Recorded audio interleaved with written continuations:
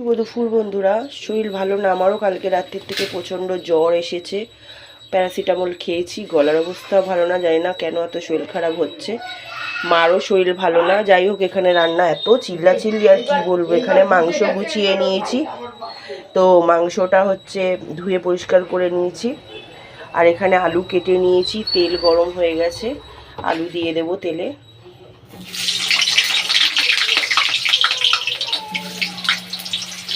এই কড়াইটা আমি নতুন কিনেছি।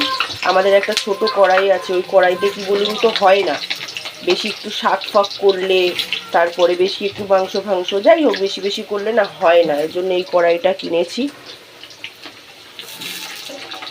একটু বড় সড়ো কড়াই না হলে হয় না। তবে দেখুন ফ্রাইড রাইস করলে ওই ছোটো কড়াইতে নাড়ানোও যায় না, ওর জন্য আমি কি করতাম, ভেজে ওই ইয়ের মধ্যে দিয়ে দিতাম। তো এবার আলুটা ভেজে নিই। আর মাংসটা ধোয়া হয়ে গেছে, এখানে মশলাও করা হয়ে গেছে। তাহলে চলুন আলুটা ভাজা যাক। আলু ভাজা হয়ে গেছে বন্ধুরা। এবার এই তেলেই গোটা গরম মশলা দিয়ে দেবো, এই যে। তারপরে মাংসটাকে তো ধুয়েই নিয়েছি ভালো করে, আর কিছু করব না এখনো অবধি ভাবছি।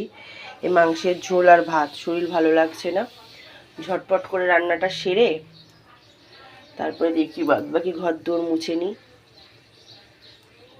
তেলটা গরম, এবার এই মশলাটা দিয়ে দেবো।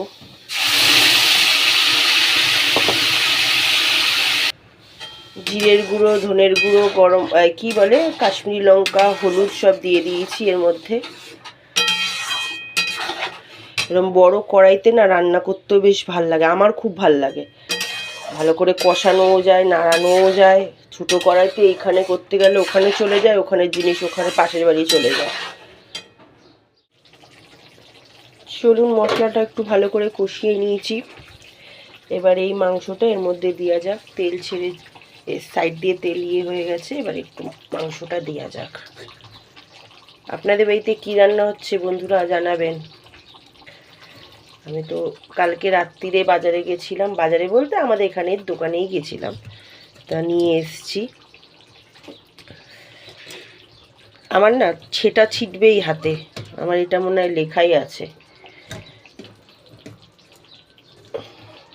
তাড়াহুড়ো করে রান্নাটা কেন করছি বলুন তো বন্ধুরা, তাড়াহুড়ো। ভাত আছে, ভাত করতে হবে না, ভাতটা যা আছে হয়ে যাবে। কালকে রাত্রিরে তো ডেকে ডেকে ডেকে ডেকে দুগাল তুলে খাওয়ালাম, না খেয়ে শোবে সারা রাত্রি,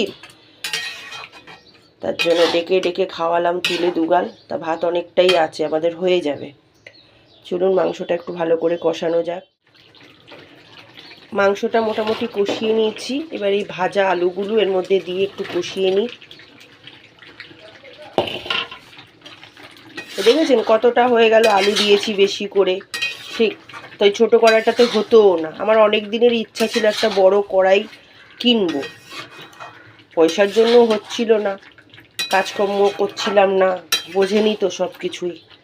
আমি একদিনই বলেছি না, যতটুকু আমি সোশ্যাল মিডিয়ায় এসছি দেখাবো ততটুকুই, ক্যামেরার আর ভেতরের জিনিসগুলো জানাবো, যেগুলো নিয়ে পরে ইয়ে হোক, অসুবিধা হোক, তাই না।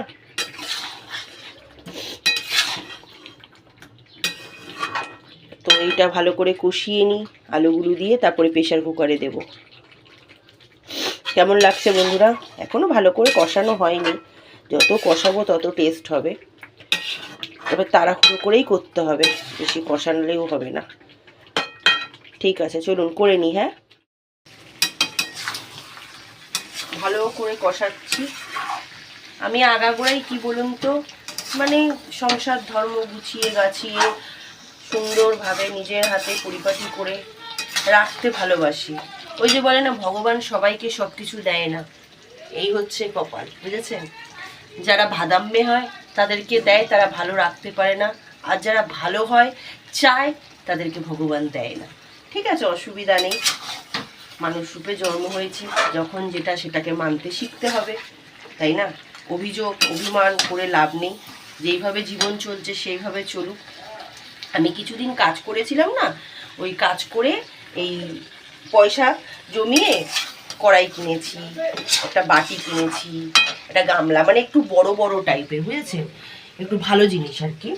মাছের ঝোল ঠোল করলে একটু ছড়ানো বাটি টাইপের দরকার পড়ে, ওই একটা বাটি আর একটা গামলা, এরকম ওই একটু গর্ত টাইপের আর কি, ওই গামলা কিনেছি, আস্তে আস্তে করে কিনেছি। এবার এইটা প্রেশার কুকারে দিয়ে দেবো। বড় কড়াই হলে না অনেক সুবিধা হয়, জানেন তো বন্ধুরা। ছোট কড়াইতে এমনি ঠিক আছে, অল্প টল্পর জন্য ঠিক আছে, এইসব শাক ফাক করতে গেলে না অসুবিধা। শাক জানেন তো, যতক্ষণ না মজে ততক্ষণ দিলে কড়াইতে উপরে ওঠে। এই তো এই মাংসটা কষাই। আর একটা কথা কি বলুন তো, তাড়াহুড়ো করে কেন রান্না করছি, রান্না করে বাবার দাদা সবার জন্য পাঠাবো তো, ওর জন্য। এবার বলবেন কি, আমি বলেছি না ক্যামেরায় আমি যতটুকু দেখাবো ততটুকু, এর বেশি বন্ধুরা আমি দেখাতে পারবো না, বলতেও পারবো না। আমি ফ্যামিলির কিচ্ছা এখানে গাইতে পারবো না, আর নিজের কষ্ট জানিয়ে ইনকাম করতেও চাই না আমি। যেইভাবে চলছে চলুক, আপনাদের ভালোবাসায় যেটুখানি আগাচ্ছি আগাই, এটুখানিই ঠিক আছে।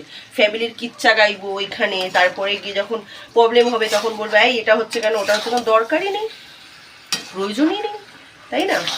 আমার যেটুখানি সেটুকু, ফ্যামিলির কিচ্ছা গাইতে যাবো কেন? আমার ভেতরে যেটা সেটুক থাকুক না। তো চলুন মাংসটা কষিয়ে নিই, তারপরে প্রেশার কুকারে দিয়ে জল দেবো। ভাত করতে হবে না, ভাত বাবারা ইয়ে করে নেবে, আমি শুধু আমার জন্য রাখবো আর দিয়ে দেবো, আর হচ্ছে ভাত আছে, হয়ে যাবে।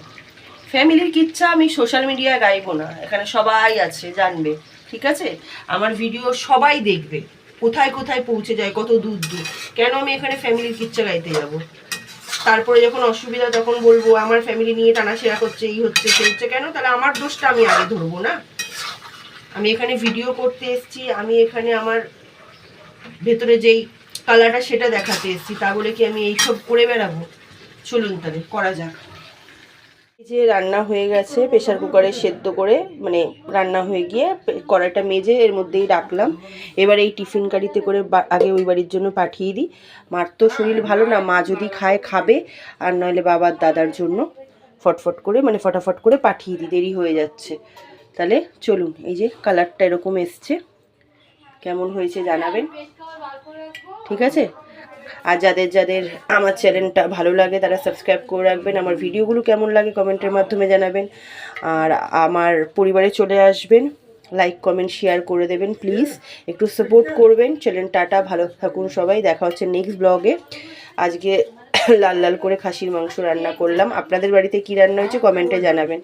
এখানে কিছু একজন বাসন ফাসন বিক্রি করতে এসছে, এই যে নিচ্ছে সবাই, তাই চিল্লাচিল্লির আওয়াজ হচ্ছে। তাহলে চলুন টাটা।